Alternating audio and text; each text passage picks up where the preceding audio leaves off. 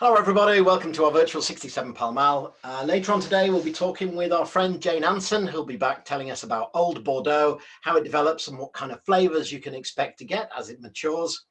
And then after that, Dimitri Walters will be back telling us about Valpolicella. But for now, we're very pleased to welcome Kevin Grant of Ataraxia from the Hemelanard Valley in South Africa. So please chat away on the side, share with us what you're drinking and where you're drinking it from. Please put your photos on social media with hashtag 67FromHome. As usual, we'll have 15 minutes at the end where we can ask questions. And so a big welcome to Kevin. There you go. Hello, Kevin. How are you? Hello, Ronan. Thank you very much. And hello to all the participants. It's great to be here. Really excited to be sharing a little bit of our part of the world with you all. So thank you for inviting me. Great. Well, what time is it down there for you now? It's exactly an hour in front of you. So it's now 5:02, I think, or 17:02. Okay. So yeah, the sun's just about to set as I look outside the window. And so none of those long, balmy nights that you're currently experiencing in your part of the world. Yeah. Well, I did look on your website, and that first picture that's on your website is absolutely stunning, of the vineyards and the White House and the mountain. Yeah, it's incredible. Yeah, so that White House is our shrine to wine. It's our tasting room, in fact. So when all things return to some form of new normality, it's obviously an invitation for everyone to come and visit. Well, Kevin, I know you've got a presentation for us, so we look forward to hearing what you have to say. Can I start to share that? Oh, how's that? Is that okay, Ronan? Yep, perfect. Oh, that's good. So you want me just to start firing away? Absolutely, yes, please. Okay. So once again, a warm welcome from cold and chilly Hemelanard Valley, which is literally translated from the Afrikaans to English as the Heaven and Earth Valley. My name's Kevin Grant, and our winery is called Ataraxia. Ataraxia is unlike my wife's first reaction to it when we had a huge amount of fun trying to find a name for our brand when we decided to start Ataraxia. And at the end of each day, we'd get together over a glass of wine and share what our thoughts were. And I remember very clearly the evening coming home and saying to my wife, Handy, so I've got a name that I think would work rather well, and it's Ataraxia. And the immediate response was, no today, no tomorrow, no forever. It sounds like an eating disorder or a bovine disease. It cannot be. And when I explained to her what it means, that in fact is derived from Epicurus, who developed this idea of this philosophy of ataraxia at his School of Philosophy in Athens, and that essentially meant, in my very sort of agricultural logic, a serene state of mind, free from worry and preoccupation. And immediately for me, it was about, but that's what wine does, for us as human beings. It's not about what it does to us. We know what wine does to us. We indulge too much and we've got a raging headache the next morning. But what it does for us is adds this value to life, this conduit of pleasure, this facilitator of memories and association. So ataraxia it is, and now for us, sheep, table, chair, plate, tree, door, ataraxia, it's all the same. So it remains for us a rather compelling name, which we're rather proud of. So Ron, you must please just come in when you need to and guide me in certain directions. But I certainly will do. I will let you carry on. If there's any questions that pop up, or if I have any questions, I will go ahead and ask them. Perfect. And I do tend to ramble on, so just to be a tight timeline, do push me on a bit. Okay. Right. So so if I can just try and get this to move to the next slide, which is not really happening. It's going to be a nice challenge if that doesn't happen. There we go. Let me go see if I can go back. So generally, the wine growing areas, just to position you in terms of the wine growing areas in South Africa, it all originated around the city of Cape Town, which is the capital city of the Western Cape province. And the first wines that were produced were very close to what is now the harbour in South Africa, in Cape Town. And the oldest wine areas are those around Constantia, where my arrow is now. As the population grew and wine making and wine vine planting expanded. So the areas of Stellenbosch and Paarl were the next to be developed. And one of the last areas to be developed and put under vine is, in fact, the area of the Oberg, Hermanus. So it's this area here, Hermanus, that yellow shaded area. So our vineyards are situated about 120 kilometers southeast of Cape Town. And if you would just then remember this map, because there's 2 points I want to highlight for you. That is this point right here, the southern tip of the Cape Peninsula, known as Cape Point, and then the southern tip of Africa, which is located at Cape Agulhas. So let's see if I can change that. Now, the Cape Point is sometimes erroneously indicated as a place where the Atlantic and the Indian Oceans meet. That's a photograph of the Cape Point, and then going back towards Table Mountain in the background. But in fact, Cape Agulhas, that I've just said, is the southern tip of Africa, and it indicates the line between the Atlantic Ocean and the Indian Ocean where they meet. Why is that significant, and why am I talking about this? Because where we are situated and our shoreline is still very much Atlantic Ocean, if I can go back a little bit. So this is very much Atlantic Ocean. So all around here is Atlantic Ocean, which is fed by the cold Benguela current coming up from the Antarctic, and then the warmer Indian Ocean, which is fed by the Indian Ocean current, which has this part of the shoreline. So this is still very much Atlantic Ocean. And the prevailing winds all summer long are off the ocean and into our valley. And so we have a significantly impacted maritime climate that influences our growing conditions. And that also makes a huge contribution, a significant contribution to the styling of the wines that are produced in our part of the world. Maybe I just want to go back a little bit because I did miss this one. This slide actually is just to indicate that sometimes it comes to a surprise to many to learn that South Africa has been, in fact, making wine for over 360 years. And the first vineyards were planted in the Cape in 1655. And amongst some of the grapes that were planted was French Muscadel. And on the 2nd of February, 1659, the commander of the Cape, the Dutch colony in the Cape, wrote in his diary, "Today, praise be to God, wines was pressed for the first time from Cape grapes, and the must was tested fresh from the vat." So it's, this comes as quite a surprise. And in a way, it does hint at what many find in South African wines, and that it represents the very best of both the old world and the new world.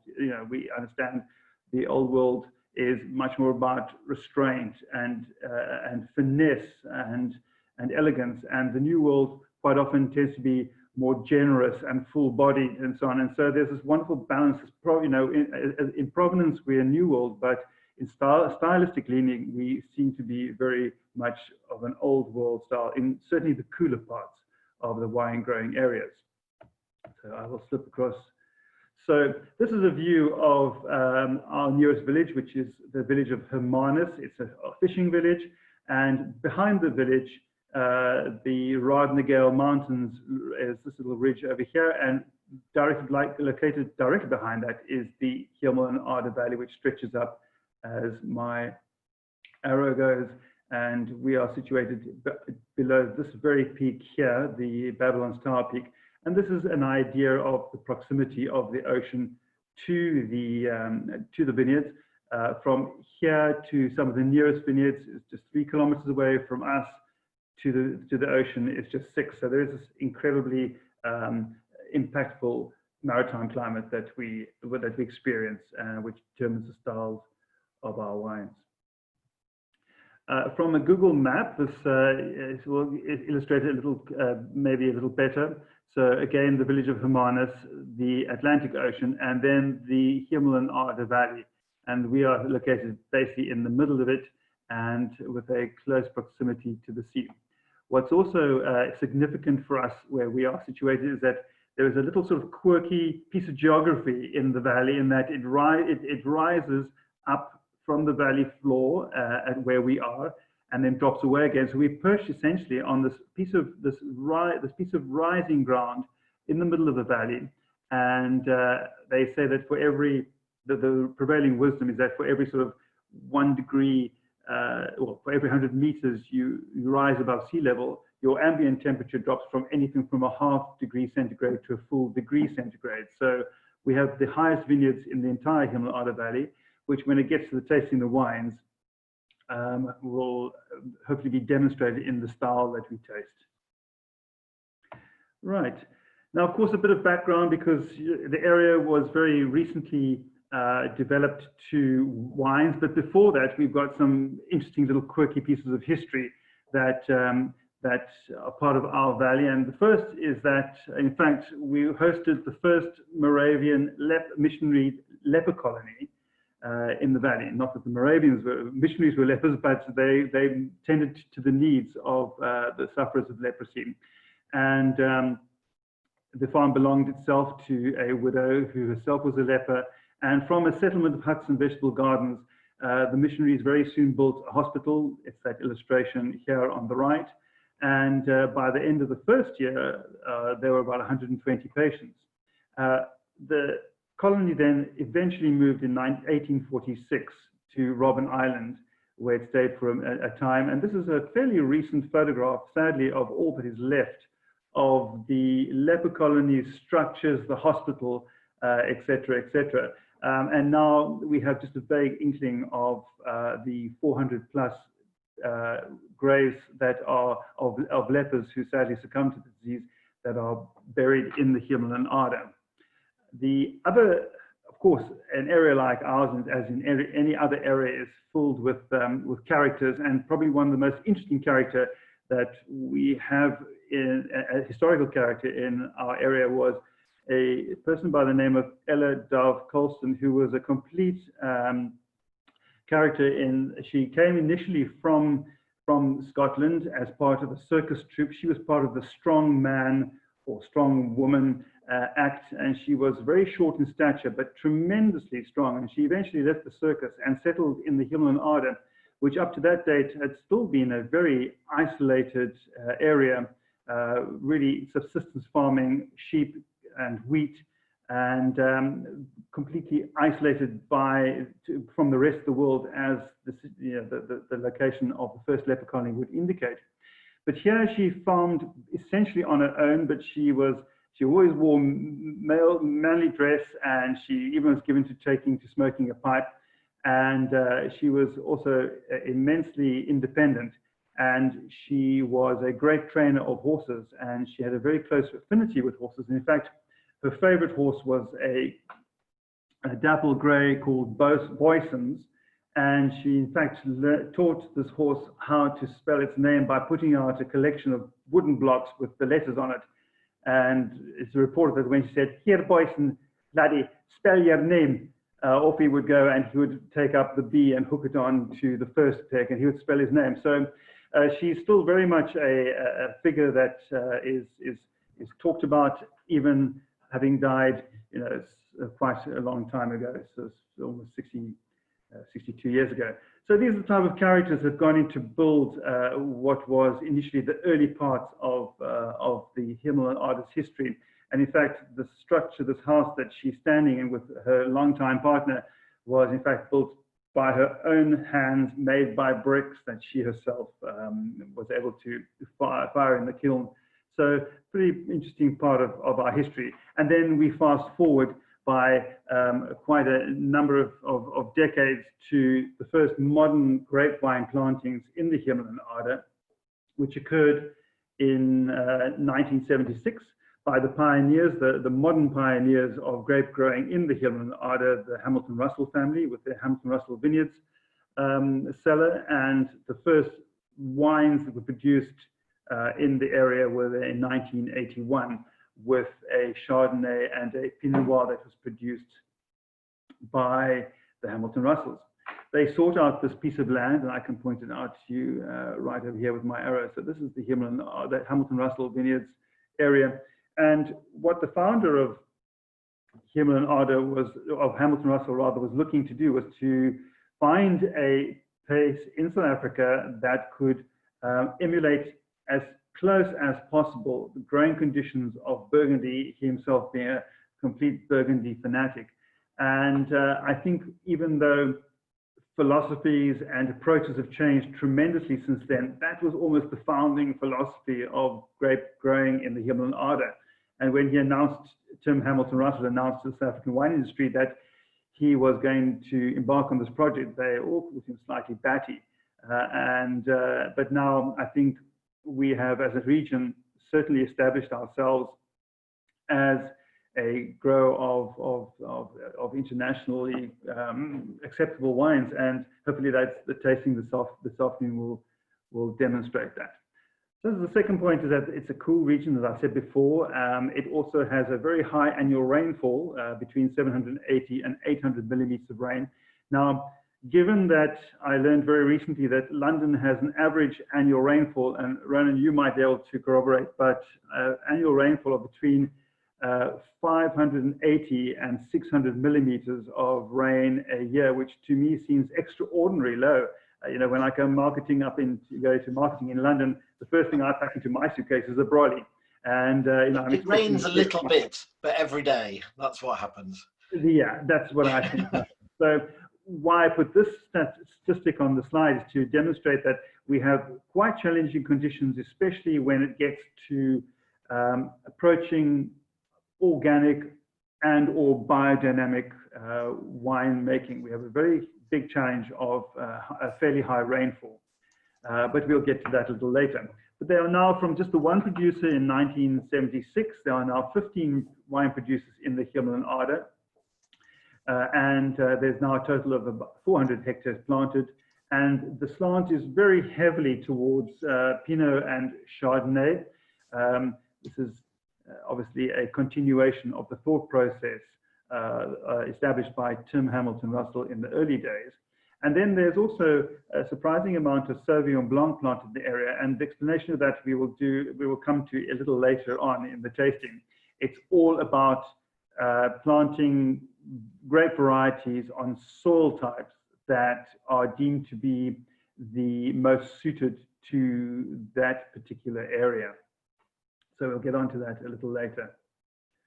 I don't know if there are any questions at this point, but if there are, please fire away. I will read, there's lots of comments. I will read them out. I'll read out any questions as they come along. Right. Miriam really likes the angel with the wings. She says it reminds her of Chagall. So who was the actual artist of this? Where was the inspiration from? The artist was a local designer, a graphic designer, who had never done a wine label before. And I think maybe that was part of the inspiration of the uniqueness, because I think one of the saddest things is when one has to redesign your wine label because it's become jaded or stale and old. And you know, I mean, that took 8 months to do, and we must have fired each other, re-employed each other, remarried, divorced each other, and just had these incredible discussions, I think, to put it lightly, about what we were wanting to do. But I think after all these years, we haven't changed it an iota, and we hope it stays as relevant as it was when it was fresh and just hot off the press and off the design table. The strapline really for Ataraxia is the expression of ancient soils. And if you, in the previous slide, I made a reference to the age of the soils that are found in the Himalayan Arda valleys, make up the geology of the area. And we literally do have the privilege of farming some of the most ancient soils on the planet.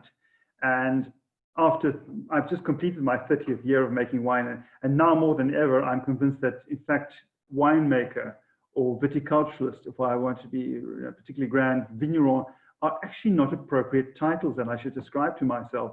I think soil farmer is probably a more accurate title of what we're doing. We are soil farmers. And I think, from my point of view anyway, that what we put into a bottle is an expression of our dirt, our soils, via a certain vehicle, which is a particular cultivar that one chooses.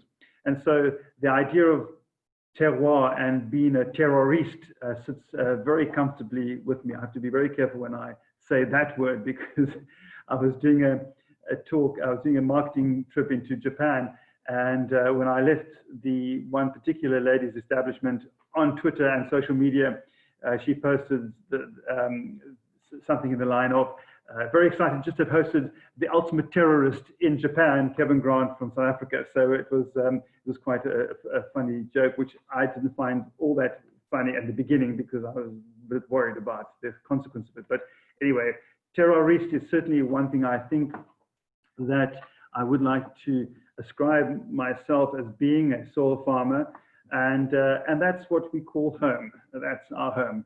And for me, it's about understanding those soils and then creating a true expression of our terroir, which in essence, really, in its purest form, is a sharing of a very precise identity. It's a precise way, a means of sharing a very specific identity, a very specific culture.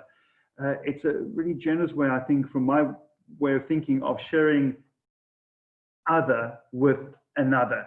And so I think that if one believes in one's terroir, one discovers that at least you have a piece of land which nobody else on the planet possesses or owns, with its set of unique parameters of elevation, of altitude, of aspect, of soil type, of rainfall, of wind, of sunlight hours, even of quality of light, the luminosity of the light. If one has that, and that sum total at least produces wines that are authentic and reflect a sense of place, have an address or a GPS coordinate, if you will, then I think one is in the very happy position of not having to go and do alchemy in a cellar. I think the ultimate is to be able to say, I'm simply here to nurture soil via a cultivar into a bottle of wine.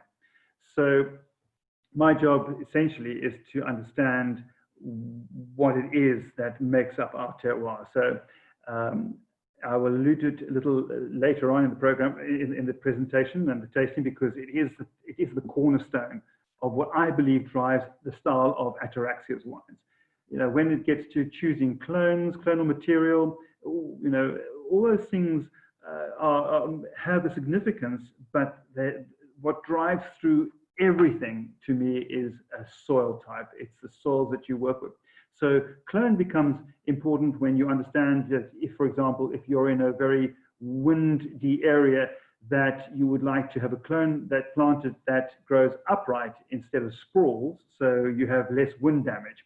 If you're in an area, for example, where there's very high rainfall, then your clonal choice will be one of not a tight, compact bunch, but a clone of a variety that gives you a looser structure in the bunch, so that wind can get in, dry out the bunch, you know, try and minimize any rot that you might get. That's when clonal stuff becomes important.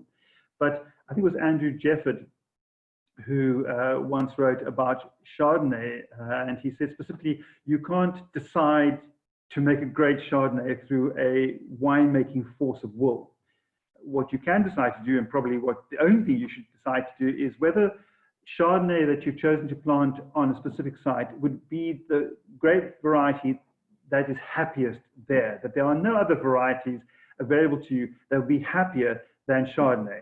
Then your first step, I think, is the correct one, is that you've then got a vehicle that will thrive in your soils and allow you the opportunity then to get your dirt into a bottle. And that translates to a very important thing, because it determines your knowledge of, or my knowledge of my soils, that intimate knowledge of my soils drives every decision I make in the vineyard, in viticulture. When it gets to the cellar, that same knowledge drives every action that I do in the cellar. So it's about removing ego and self and stepping aside and allowing sight and place to express itself in the most purest and truest form that one can possibly achieve.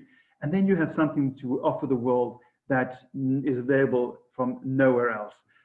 So in essence, we're not making vin de cépages on Ataraxia. They're very much vin de terroir. So we'll get to that a little later on.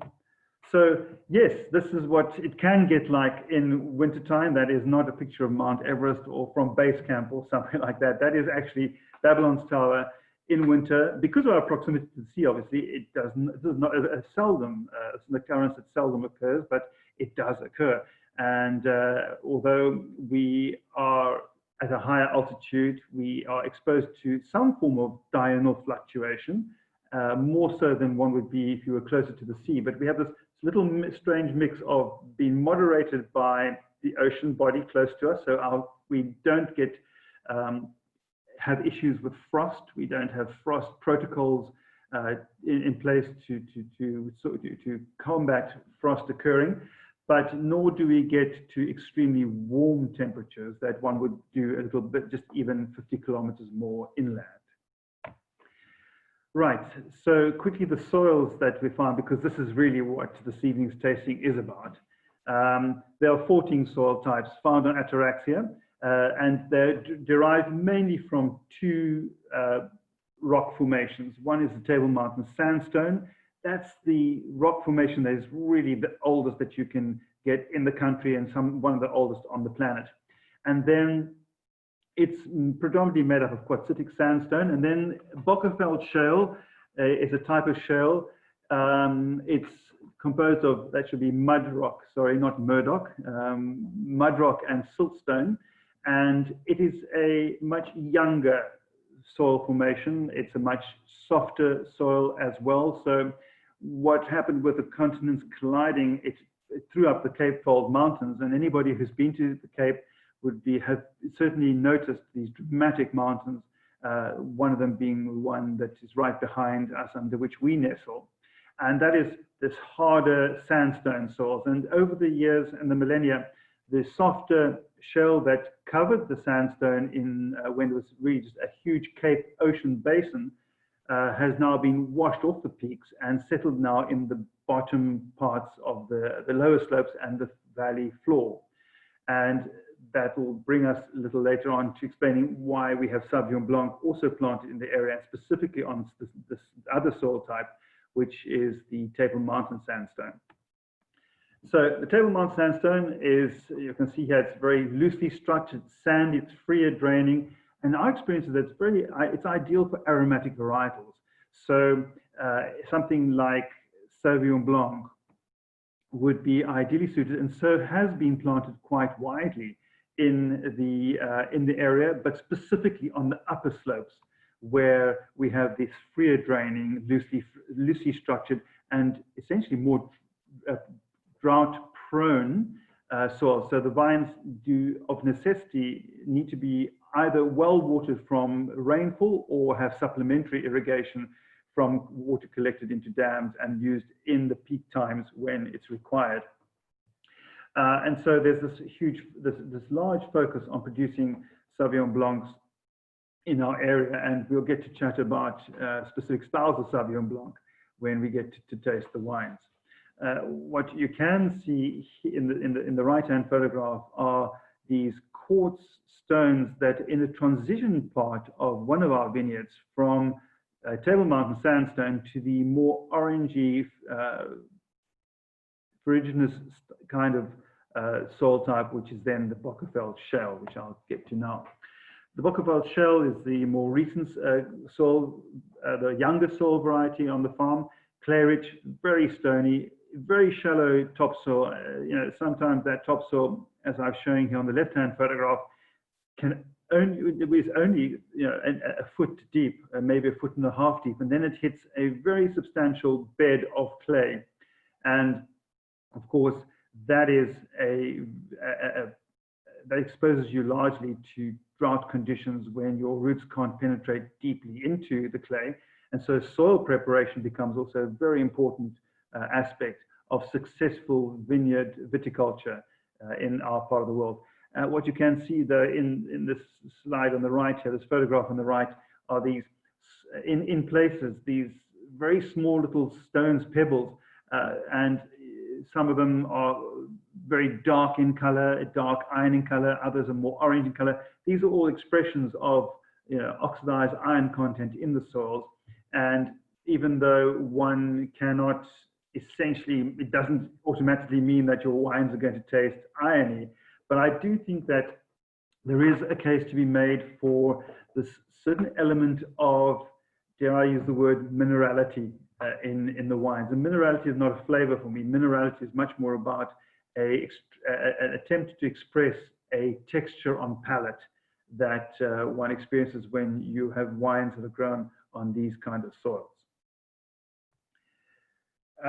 So before we get to the wines, the wines themselves, the idea is that our team, and this is our Ataraxia team that work in the vineyards, this is the view from our tasting room, our wine lounge, which is the bottom right-hand corner. So if you look out from this window here, that's what you'll see. And that's the valley opening up into a broader, warmer section of the valley. So literally behind this small ridge here, rainfall is about 30% less than we ourselves experience. And we then go about tending to our vines.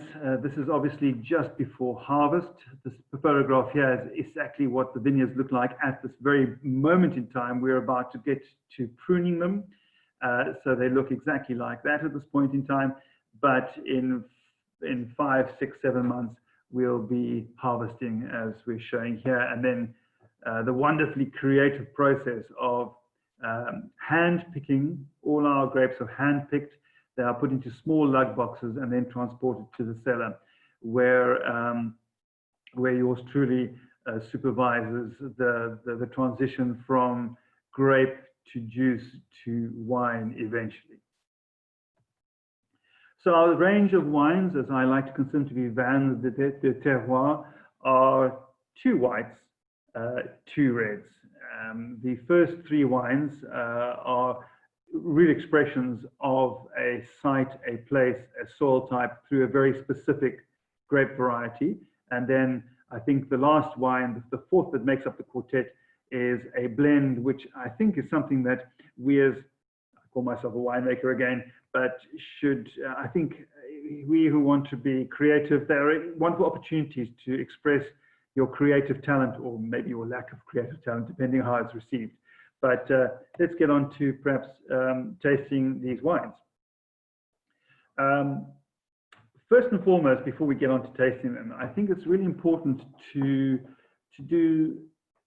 put on the table a thought that wine is an intensely intimate thing. I think it was Bill Buford, American wine writer, who wrote a book called Heat on our infatuation with food and so on. And he wrote there that wine is intimate, and after sex, wine, like food, is probably the most intimate contact that the outside world has with your body. And so your taste in and of wine is an essential and integral part of who you are as a person. And I've said this to my staff on the farm, that if every single person who came to Ataraxia liked every single wine I'm making, I'm doing something wrong. I need to have some people, obviously not a lot of people, but I need to have a proportion of visitors to the farm, a proportion of people who taste my wines, who turn around and say, Kevin, I appreciate it, but not my style. Because what that person is then doing is defending a basic human right, and that is to have this taste in whatever it is, be it wine, fashion, clothing, food, cars. We have something like that. And I encourage people to certainly go on this, to continue this journey, their wine journey of discovery, and to avoid sometimes the temptation to take a left-hand turn into a cul-de-sac and park your wine exploration vehicle there, settle on certain wines that you've discovered, and be happy with those for the rest of your life in terms of what you enjoy with wine. How sad I find is that when out there, if we're carried on straight, and there's a whole world of new and exciting wines that are out there to be explored, that could add this added value to your life, this richness, this add to the layers of your enjoyment.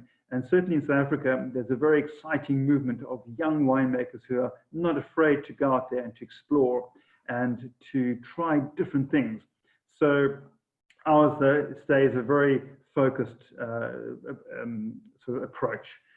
So I've poured myself a glass of the 2019 Sauvignon Blanc. I presume any of you have the same. Would join me as we deal with this first of the Ataraxia wines, which primarily and first and foremost is an expression of our Table Mountain sandstone soils.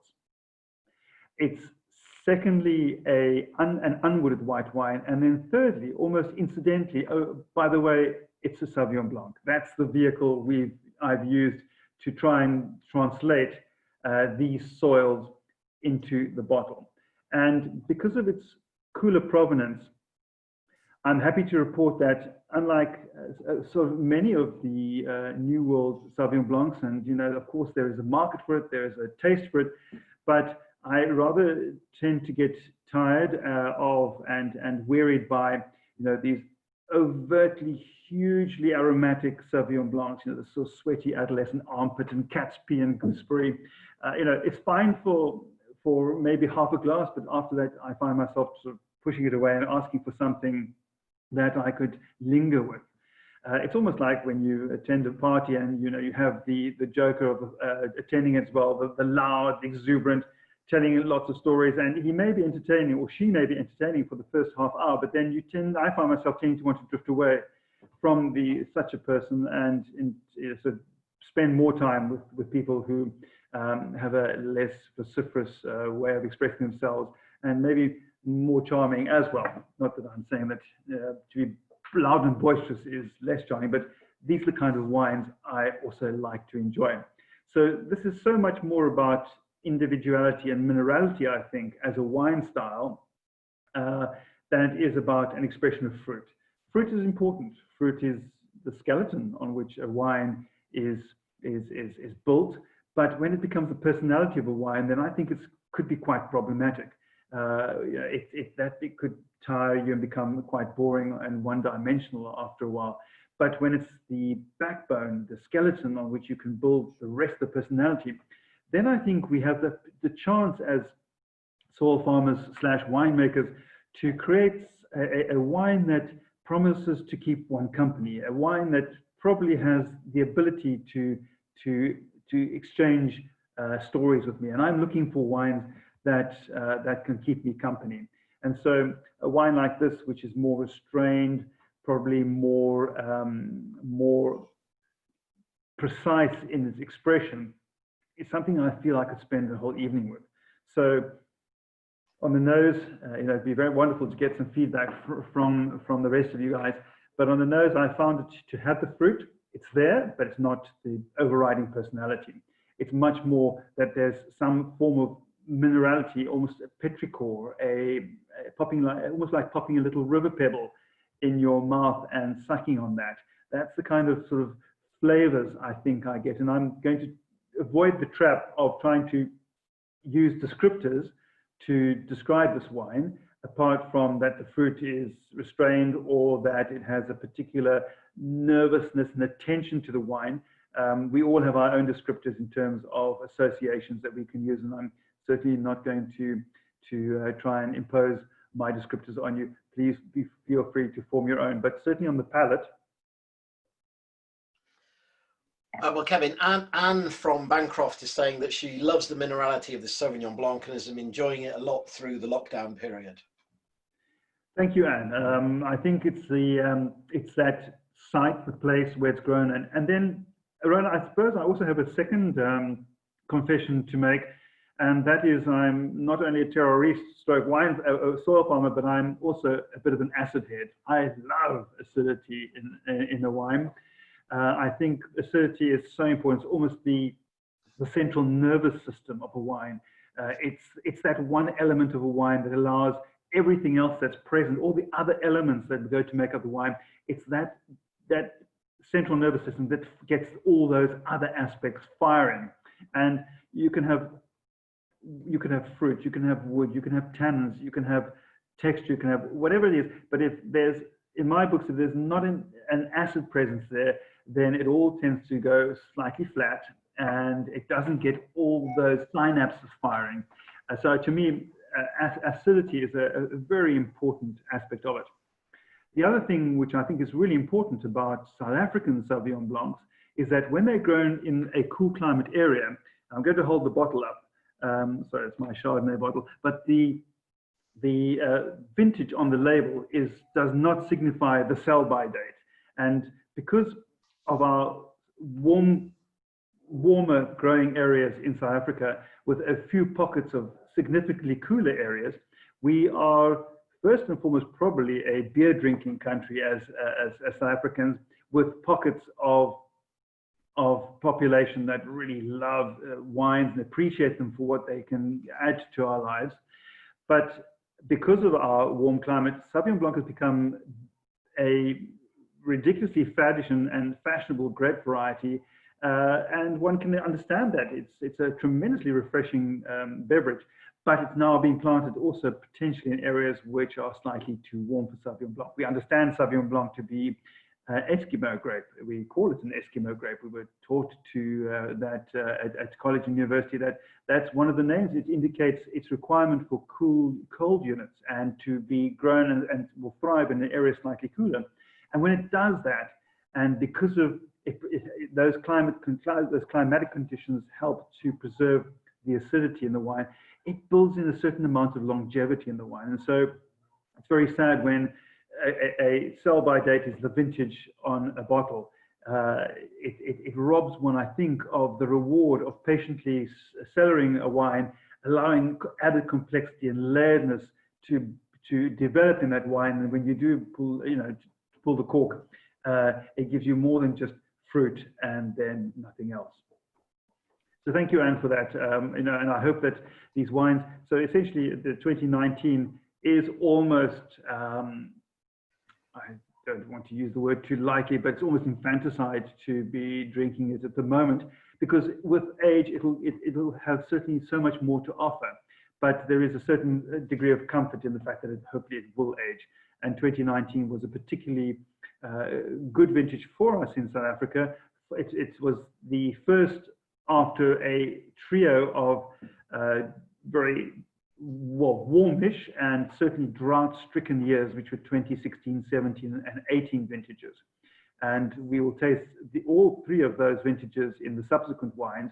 And in it, I hope we'll demonstrate the moderating effect that our proximity to the ocean had on even years like 17 and 18 and 16, where we had these incredibly drought conditions that existed in the wine growing areas of the country.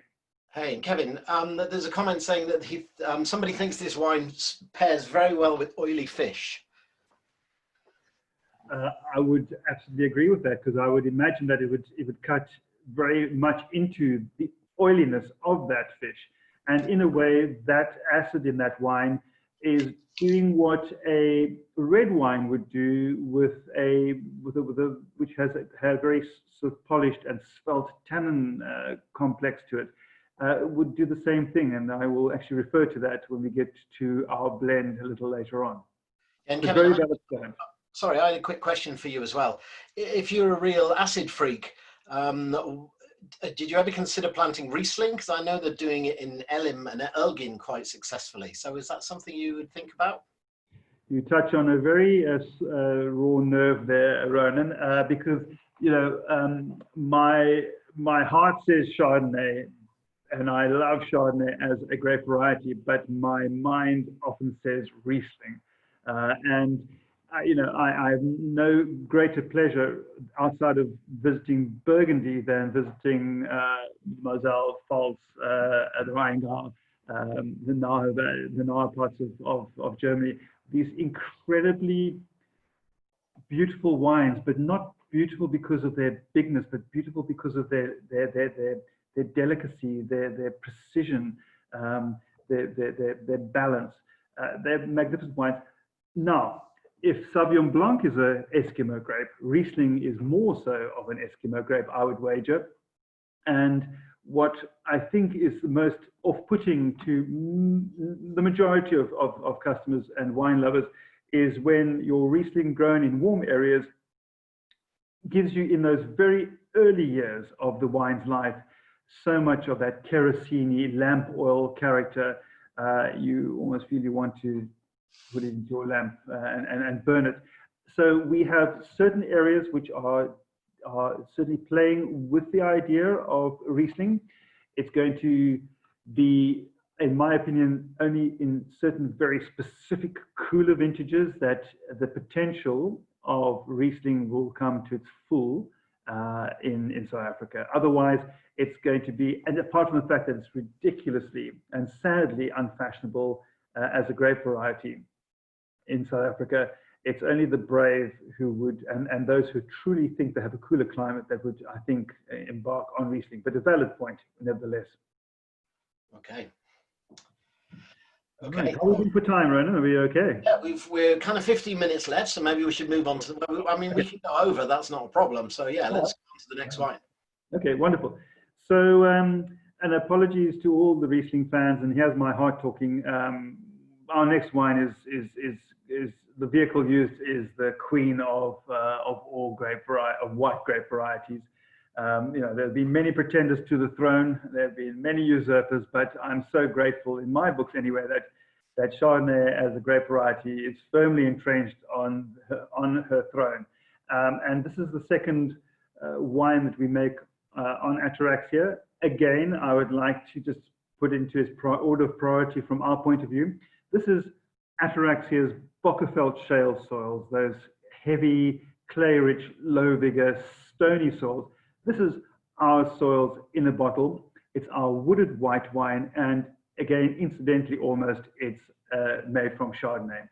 It's unapologetically wooded. I think probably outside of Chablis, certainly in the New World, Chardonnay, unwooded Chardonnay can tend to make a rather ordinary, if not bland kind of wine. I think that the sensible use of wood is a critical factor in drawing out, pitching and framing Chardonnay as a grape variety.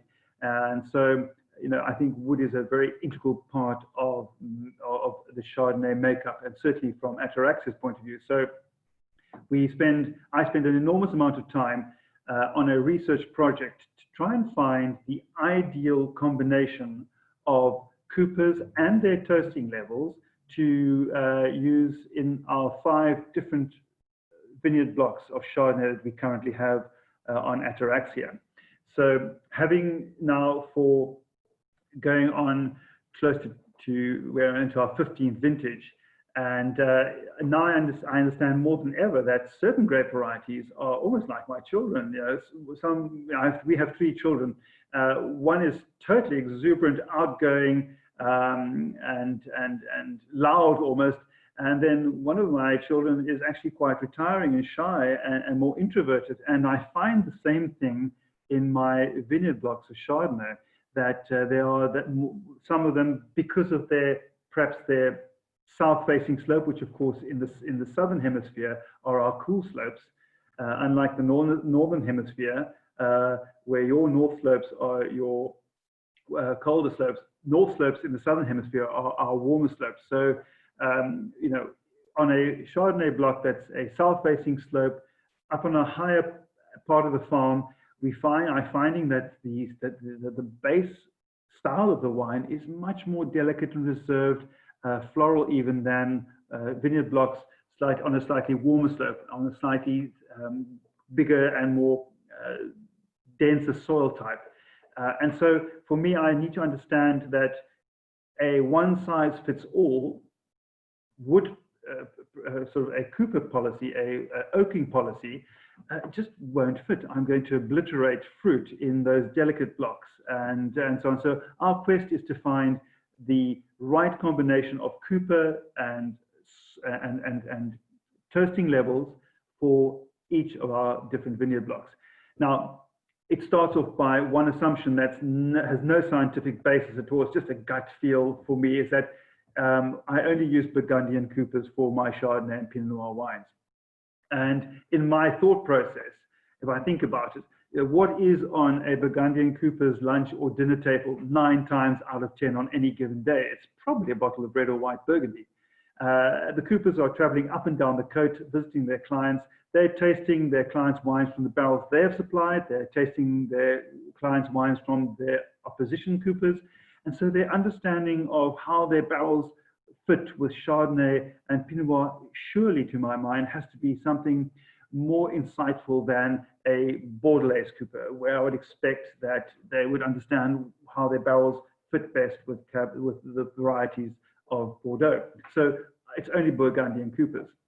And then, for example, in our delicate wines, our delicate blocks of Chardonnay, we need to look for a barrel that will respect the fruit first and foremost, where the toasting level is not heavy at all, and where the wine is then complemented by the wood, and where wood doesn't take over and hero the wine, because then essentially, we're in danger of supplying a tweezer with every bottle of wine, so that our drinkers our customers can pluck little shards of splinters of wood from their tongues. Not quite as bad as that, but the idea of quite easily destroying a block of Chardonnay by injudicious use of wood and a lack of insight is really great. And as we do at the moment, because there isn't really a market for 5 different Ataraxia Chardonnays in South Africa, so eventually, everything is blended together, the blocks that qualify. And it's comforting to know, hopefully, that in each and every one of the components, that the optimal expression of that site has been achieved. And so the 4 or 5 components that are going to make the Chardonnay are all making a positive contribution to the blend. It's not a situation where, through lack of understanding, potentially I've killed the fruit in one of the blocks, and then the other 4 need to make up for that mistake. Hopefully, we're working with 5 components that are making up, each one of them, a positive contribution to the expression of the site and the place. Hopefully, one day we'll get to a point where I can actually label each and every and bottle every one of our sites as an entity, because your vineyard block obviously is your smallest denominator, your lowest common denominator of your site. And that is where the real GPS coordinate is expressed, when you're able to do single block expressions. So the idea is to create a wine that is wooded, where the wood is sensibly used, where it, as I said before, it frames the fruit. We have a wonderful thing happening in South Africa at the moment, and that is this resurgence, which has been occurring now for a number of years, but this resurgence of Chardonnay in the country. We had a very big ABC club, and anything but Chardonnay club, that existed in the sort of the late 80s, the early 90s, driven off probably Chardonnay grown where it's not exactly the happiest, a style of Chardonnay that was to its greatest detractors expressed as a rather agricultural or industrial style of wine, and compounded by the use of heavy toasted barrels, compounded by the idea in our period of isolation, where there was not this flow of information with our colleagues overseas, that Burgundian Chardonnays go through 100% malolactic fermentation more often than not, and so we should too. And on top of this style of warmer climate Chardonnay of tropical fruit and ripe citrus, we were then adding sort of the buttery characteristics of malolactic fermentation, and in some cases using American oak to ferment our Chardonnays in, which contains anyway a much higher content of vanilla in the wood than your French oak species, and then you're adding the sort of vanilla sweetness to it, and it became impossible almost to drink.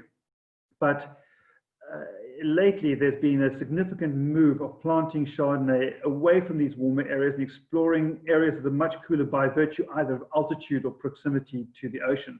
And all of a sudden, we have the style of wine that is much more defined and focused in its base. And on top of that, we're starting to look at flavors such as white pear and peach and grapefruit, things that sound immediately more refreshing to drink than the old style. And so we have this new sort of style of Chardonnay being produced in the country that is garnering another sort of ABC club, which I like to think of as the sort of maybe the absolutely brilliant Chardonnay club. But the work is very far from over in terms of understanding our wood usage, not only on Ataraxia, but generally as an industry in this country, and what works best. And so it is, as I said, an unapologetically wooded white wine, and hopefully it celebrates, as I say in the slide there, the very adult tastes of salinity and brininess and minerality. And increasingly, we're starting to understand that we don't need to use huge swaths of heavily toasted barrels. So this is just 22% of new wood. What is significant about this wine, though, is that it was the third time in my winemaking career that I prevented any malolactic fermentation from happening. That happened for the very first time in 2016, the first of our drought-stricken years. And in this pursuit of trying to preserve as much acidity as I possibly could in the wine, this is one of the advantages of not making wine by a recipe. I think when you start to make wine per recipe, you're putting on the blinkers and you cannot see anything that's coming in from the side. You cannot embrace those, adapt to it. So when you approach a particular vintage without a recipe, then you have to be open to all the possibilities that are coming your way, and are almost on the run. You are making decisions that you would not have made or entertained had you had your blinkers on working to a recipe. So the idea of trying to preserve this natural acidity in the wine, it was a logical thing not to do any malolactic fermentation. And that was an idea that is certainly not embraced to a large degree in the country. There's still always a thought that the wine should go through Chardonnay should go through some form of malolactic. It's just a percentage of it. But I so enjoyed the contribution that no malolactic, having no malolactic done on the wine made to the final product, that in fact I have not done malolactic ever since. And there'll obviously come years where I might want to, but at the moment, in pursuit of this minerality, this acidity, I just don't feel a need to do it at all. So despite it being 2018, this particular vintage I've got in front of me, which I hope you have as well, one of the last of the drought years, 2018, but yet we found ourselves very much moderated by our maritime climate, by our proximity to the sea. And what is really refreshing about the wine is that it has an alcohol of just 12.89. I'm not going to crunch numbers because I don't think crunching numbers always is productive. It lends, certainly from my point of view, I start to dissect the wine and try and put it out into separate entities and parts, and then I fail to appreciate the wholeness of the wine. But it is interesting for me that we managed to end up with a wine under 13% alcohol, but I think on the taste and the palate, one probably doesn't get that sense that it is quite that low, certainly from a New World point of view. And so, Kevin, Rafi, who's based in Jersey, big Burgundy fan, he knows you, I think. He says he likes the beard, very erudite. Thank you. As a long-term fan of Chardonnay, he always felt the Burgundy comparison to be apt, and it comes across especially in the Ataraxia at 5 years. How do you approach the Chardonnay and the viticultural approach to make such a great wine? Rafi, thank you thank you for that wonderful comment, Rafi, and greetings from South Africa. I can only say that the answer to the partial explanation to your question is a question of terroir. It's a question of site. It's a question of soils. It's also a question of understanding that my terroir produces a certain style of wine. If I happen to be fortunate enough to believe in it, then what happens in the cellar is a nursing of the fruit into a bottle. I don't have to employ any alchemy in the cellar. I don't have to try and create gold from copper and iron. And that is a very fortunate position. I'm immensely grateful to be in that position. Now, of course, my spiritual home is Burgundy. And, the wines of Chassagne and Pouligny and Meursault, even of Corton, are just exceptionally beautiful wines. And I would not entertain the thought of trying to emulate them at all. But if my terroir throws up characteristics in the finished wine that reminds people like Rafi, thank you, of Burgundian aspects, well, there's nobody more grateful than myself about that. But we certainly don't try and pursue a Burgundian style of wine because, as I said, it's about that authenticity, about having that address, expressing a sense of place that is totally unique to our property. But if it has thoughts and inklings of Burgundy, that's beautiful. And thank you for enjoying it. He would also like to know if you've ever had a prank call from a member of 67 Pall Mall. I hope this is not it.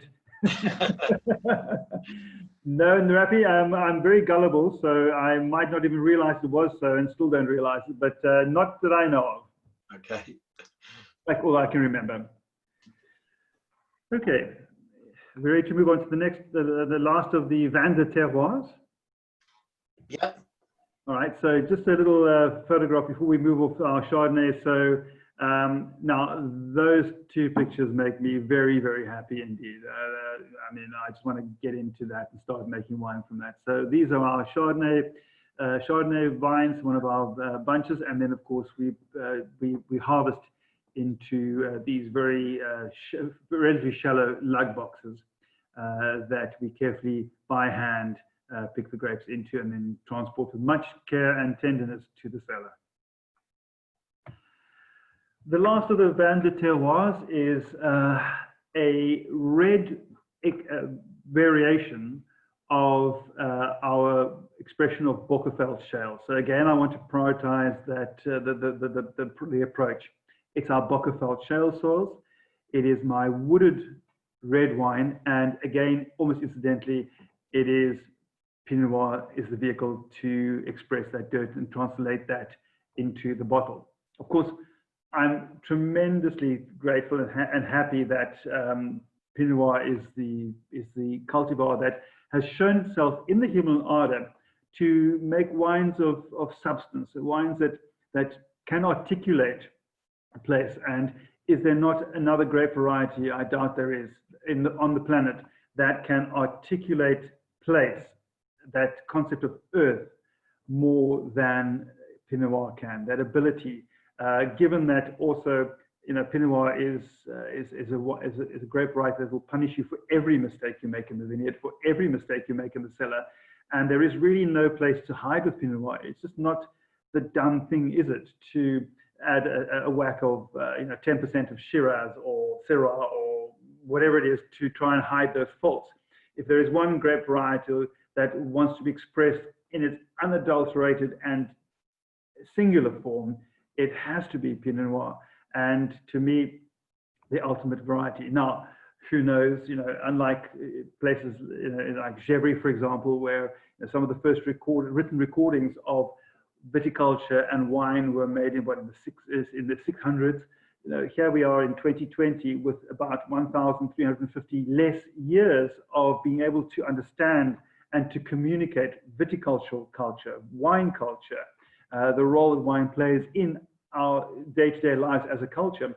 And so, you know, from us, our point of view, our choice of Pinot Noir is one that is made almost flying blind. And, you know, it's our generations that will follow that will understand whether the choice was correct, given we have this added aspect to the mix of climate change and global warming, where it may be wholly inappropriate to have still Pinot Noir planted, and one might see a wholesale pulling out of Pinot Noir vines in our area in 50, 60 years' time. But at the moment, for the moment, it is our vehicle of choice to get this Bockerfeld shale soil into a bottle. What is interesting about our Pinot Noir is that because our vineyards are the highest planted vineyards in the entire Himalayan Arder, we are the last, and we have been since our first Pinot Noirs came into production in 2010. They've been the last to ripen of all the Pinot Noirs in the valley. And why that to me is significant is because if there is a variety that requires time to complete its ripening journey in its entirety, it has to be Pinot Noir. If it isn't afforded that possibility, it's not going to give you an expression of true potential. And so every hour that a Pinot Noir vine hangs, a Pinot Noir bunch hangs on the vine to complete that ripening journey is precious. One cannot buy it for all the money in the world. And so that contributes certainly to the style of our Pinot Noir. And let me reach over and grab my glass of Pinot Noir. This is the 2016 Pinot Noir, the first of those drought vintages. And one of the challenges we have as producers of Pinot Noir in South Africa is that to most, Pinot Noir is something of a bit of an enigma. It's a foreign aspect to it. It's an unknown wine. There's no familiarity about Pinot Noir in South Africa. And to many of the wine drinkers, the first comment that's made when they're introduced to Pinot Noir is that, but I can see my finger on the other side of the glass. My response is, but of course, you need to see your finger on the other side of your Pinot Noir glass. If you don't, there's a very real possibility that, when a Pinot Noir turns up and sticks up its hands and says, I want to be a Merlot too, well, for me, that's quite problematic. And simply the physics of it is there. If you were to take a kilogram of fresh Cabernet Sauvignon grapes, a kilogram of fresh Shiraz grapes, and a kilogram of fresh Pinot Noir grapes, send them off to the university or the laboratory to get the colored pigments dry extracted from those kilograms of grapes, you would find readings in Cabernet and Shiraz of around 2,500, 2,600 units of color. Pinot Noir, it's 670 units. It's physically impossible to make a dense, opaque wine from Pinot Noir unless you have, of course, added something to it that gives you that color. And to me, it's not anything about that. So our challenge, certainly in South Africa, is to present a wine that isn't oxblood, as we like to call it in South Africa, that isn't dense and hugely broad-shouldered, that has delicacy, and that can combine these two opposing forces, these two opposing concepts of finesse and elegance on the one hand, and power and depth on the other hand, into something like a male ballet dancer, if you like, that can be tremendously fluid and graceful, but yet possess enough strength and power to be able to present something of a wonderful structure with length and intensity and duration in the wine. Of all the wines, when I'm traveling overseas, when I get to my Pinot Noir, I feel the most as if I've arrived back home and I'm in my vineyards. It's a style of wine that certainly is not chunky in terms of tannin or broad-shouldered. There's very much more a delicacy, an ethereal aspect to it. And what's been very interesting about the Pinot Noirs from Ataraxia from the very first vintage is that they've always had as a major underlying flavor component, an aroma component to them, that of savoriness and earthiness, predominantly over bright red fruit, cherry, strawberry, whatever. There's always been this rather earthy, savory characteristic. And it's a characteristic that from our neighbor's property, made in almost the same fashion, with the same kind of processes happening in the cellar, a totally different wine with much more fruit and much more a large expression of red and plum berries, plum fruit. We simply don't get that. And it has to be something to do with our terroir. And one thing I refuse to do is to implement any kind of protocol in the cellar that's going to get in the way of saying, but Kevin, this is a real expression of your vineyards. This is a real expression of your terroir. Thank you for it. So we have a few questions. Paul is asking, do you think there's a next generation of winemakers waiting in the wings? And are you still looking for opportunities to expand the vineyards? A next generation of winemakers in my own personal capacity, Paul, or in the context of South Africa? I think he means in the context of South Africa. Certainly there are. There are, I think every year The South African young guns go up to London and they present their wines in a totally refreshing way, so much more different to the older generation. So out there, I alluded to them earlier, is a whole generation of adventurous, totally unafraid winemakers who are willing to take risks, who are willing to make very small batches, sometimes minute batches of wine that are quirky and are totally individual, and that buck the trend and the concepts of what, for example, a Cinsault would be or a Syrah would be. And to me, this idea that we have this generation coming up who are ready to respect what's gone before, but are equally ready to break the mold and a thought process to present something that's not immediately identifiable as a wine made from a certain grape variety, but is more an expression of a place, a site. That to me is tremendously encouraging. The sad situation, though, is that from in the last decade, we've seen vineyard plantings drop, in fact, in the country from about 102,000 hectares to now just over 95,000 hectares. That's about a 7.5% drop in our national planting, in our national vineyard. This is, of course, something that's very worrying, and it is also something very much to do with the cost of farming vineyards, I suppose, anywhere around the world. But it is a challenge, and of course, it's not made, and eventually we had to refer to this, didn't we? It's not made any easier by the current COVID crisis that we're experiencing globally, and certainly in this country, where there's been, for a third time, a total lockdown on alcohol sales. But that's probably something we can talk about. I don't want to hijack the final part of this tasting with a discussion on that quite yet, Ronan. So, Paul, yes, certainly to answer your question, a generation of very exciting winemakers. My younger son is also in the wings to take over one day when he's ready and when I'm ready. And I think we have a generation that's unafraid to take chances, but will use as their baseline of reference the experience that's been built up over generations of winemaking. Okay, great. So shall we go to the last wine, the Serenity? Right.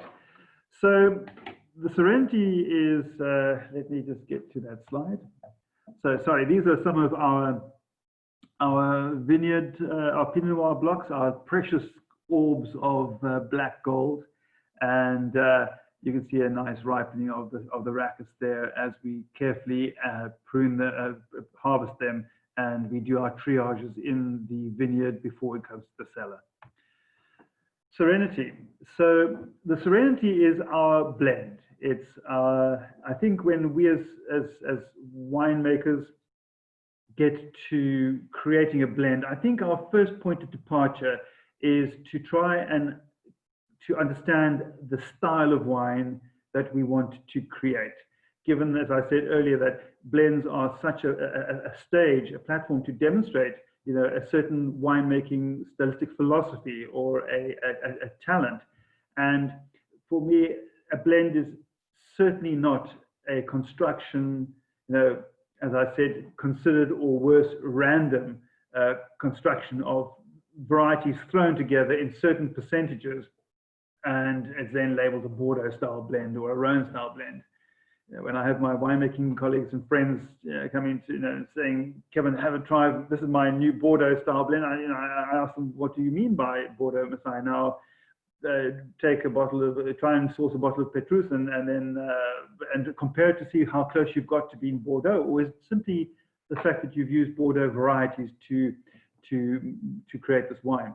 So taking a step back, my departure point with our blend is that it's one of a stylistic approach. It's a style I'm trying to achieve, and as I've written there, is one where whisper is probably the most important word I want you to remember about our wine. So this is a wine that's not there to shout bigness and boldness. I'm not looking to create a wine that's going to put you into a half Nelson and wrestle you to the ground and make you want to like it. I'm looking for a wine that's going to have a potential and a promise of saying, Kevin, pull up a chair. We've got stories to tell each other tonight, and I'm going to keep you company. And the wonderful thing about these whispering wines is that they actually have the potential, certainly in the New World, to change in the bottle. So, you know, I'm always tremendously disappointed when the last sip of any bottle of wine, especially a red bottle of wine, is the same as the first sip. I mean, that's so boring. You know, just go and drink a beer, you know, as far as I'm concerned. But when there's initially fruit there, which gives way perhaps to spice, which in turn gives way to toastiness, and then again the fruit comes back, and you're asking where that come from, where the previous aroma or flavor go to. These are wines that are keeping you company. And of course, to be able to get to the end of a bottle of wine and sit back and think, I've been kept company, I've been comforted, it's a tremendous thing for me. And contrary to maybe some popular beliefs, it's really difficult, relatively speaking, to make a whispering wine because it's all about restraint. It's so easy to make a wine that's expressions of excess, whether it's excessive ripeness of fruit or excessive use of new wood or excessive sort of extraction in the cellar. Those are all easy things to do, but the first casualty of majority of that approach of wine is that is provenance, place, your address, your GPS coordinate. Sad when those wines could come from either Argentina or Chile or South Africa or Australia or California. You know, what's the point? This is, however, as a blend in its cultivar makeup, probably one of the most unique red cultivar or red blends from South Africa that many of you would be tasting. There are 3 of us at the moment that are making a red blend from what we consider to be a truly South African style of wine.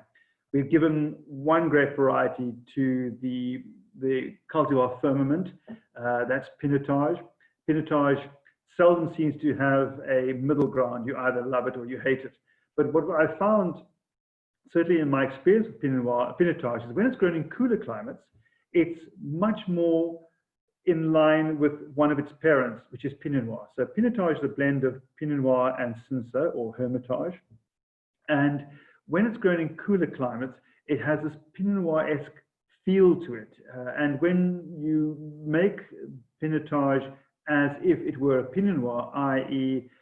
Take off your red wine making cap and put on your Pinot Noir making cap and employ cold soak maceration pre-fermentation, employ gentle extraction with sometimes minimal pump overs and only very gentle punch downs in the winemaking process. When you have a short period post-fermentation, when the wines reach dryness of skin contact before you gently press it off, you're actually starting to make a Pinotage that's very compelling in its whisper aspect to it. And so Serenity is a blend of Pinotage and its parents, Pinot Noir and Cinsault. In fact, it's probably a Pinotage family tree kind of thing. But stylistically, and I think, you know, when we take, if you have this in your glass and you manage to get a bottle of it and you taste, stylistically for me, it's more about being a Pinot Noir on steroids, a Pinot Noir that's gone to the gym, a little bit more muscle here, a little bit more curve there, but certainly that whisper, that elegance, that finesse, that athleticism to the blend that isn't overimposing. It's got certainly a presence and it has a structure and it has definition, but it's not going to wrestle you to the ground and try and arm wrestle you into liking it. It's a very democratic kind of wine. And as with my Pinot Noir, hopefully it asks questions more than makes a statement. So on the palate run, sorry, on the nose, certainly more expressive, more fruit driven, certainly more elements of New World fruit in that wine, but still a restraint hopefully on the nose. On the palate, certainly a small structured tannin, obviously coming from the Pinotage component, but then there's a very sort of, to me, a degree of speltness of poise in that wine on the palate that says, leave it and let it open and develop, and maybe, you know, add more complexity to that, which it promises to do. Yeah, great. Well, there's a lot of love, obviously, for your wines, Kevin. There's a lot of good comments in the box, in the chat box. Rafi is saying he thinks that your Ataraxia Pinot has a touch of Pommard to it. Thank you. Yeah, and Herman is asking, when will the 2017 Pinot Noir appear in the UK? So, Herman, hello, and thank you for the question. It's something that I'm actually trying to postpone. What has been a great journey of discovery with the 2016 Pinot Noir is this not really what Pinot Noir does as opposed to other red varieties? You know, over time, you know, this grape that is so potentially delicate and ethereal and just a memory on your palate has this ability to become more complex and layered as it ages, and almost seems to become even darker if, you know, that is important to you in a wine. Whereas other grape varieties made from, or other red wines made from other grape varieties, have the tendency perhaps to start falling apart a little bit. You know, tannins go off south and acidity goes off east, and fruit goes off north, and so on. But Pinot Noir has a tendency to come together in increasing amounts and in complexity as it ages.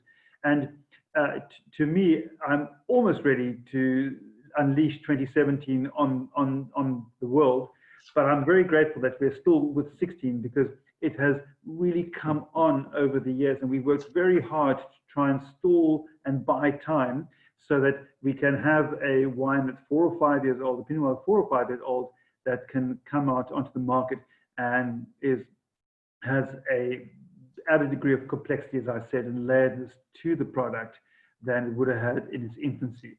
So 2017, we're planning to release at the end of this year in South Africa. So depending on how the UK market supports us and buys up the Pinot Noir 16, that'll be that much earlier into the UK market.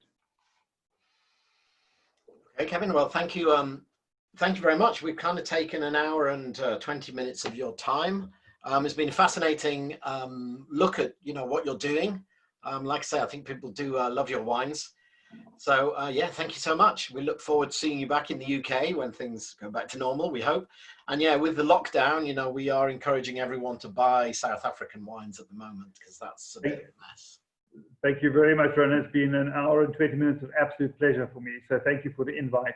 And just to our friends and participants of this evening, thank you very much for sharing your time with us, and for your support. You know, South African wine industry is largely on the umbilical cord of survival through our exports.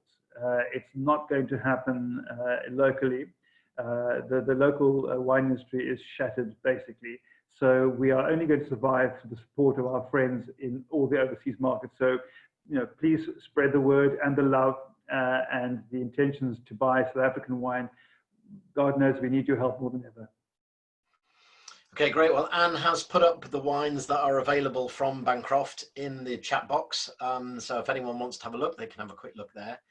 And yeah, and thank you so much again, Kevin. And finally, sorry, Ren, just as a parting shot, is that, you know, in times when we can travel again, of course, I'd love to extend an invitation to visit Ataraxia, because, you know, this is only a label for as long as you're not on the farm. It takes on flesh and blood and a personality when you arrive on the vineyard and in the vineyard, and you can actually feel the pulse and the rhythm of what we work today. So there's a warm invitation for you to please visit us on Ataraxia, when finally it'll all make even more sense and the enjoyment will be that much greater. So thank you so much. Great. Well, thank you again, Kevin, and enjoy the rest of your evening. Thank you, and love to you all.